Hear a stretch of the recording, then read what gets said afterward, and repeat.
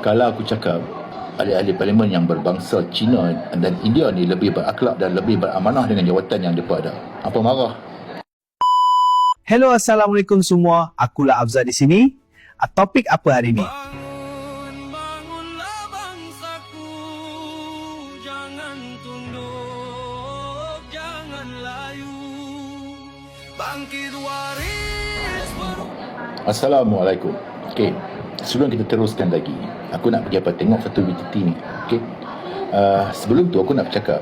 Okey, aku rasa Allah pun melarang kita ada sifat yang selalu beranggapan diri kita bersih dan betul.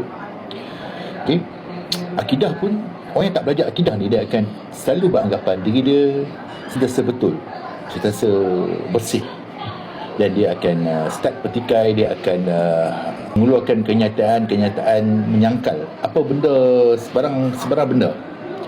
Okay, bila kita tanya, Syah ni taksub ni, tapi dia kata dia tak taksub. Tapi bila kita start mencela, start maki hamun, start mengata, itu adalah bunga-bunga taksub yang dilarang oleh agama. Dan dalam agama pun sebenarnya taksub ataupun terlalu mengagung-agungkan manusia ataupun satu entiti, parti politik ataupun apa sekalipun, adalah satu benda yang ditegah. Okay?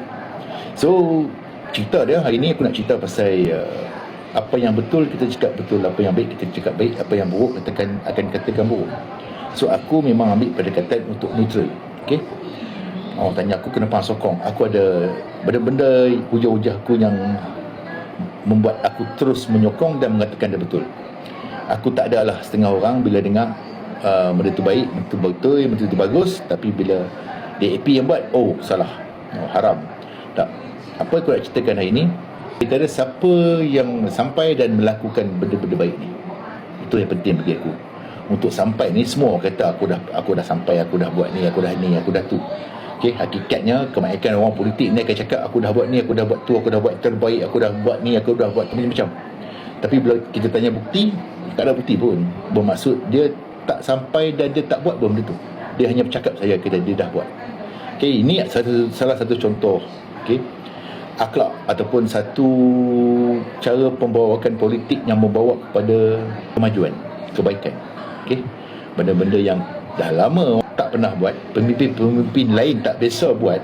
Imahnya pemimpin lama tu, mereka tu beragama Islam dan berbangsa Melayu pun gagal buat benda ni. Tapi bila sampai time dia, kuasa di tangan dia, dia buat. Pasal tu aku pernah cakap terutamanya pada orang politik Melayu lah. Kalau nak cerita pasal nak tolong bangsa, nak tolong agama,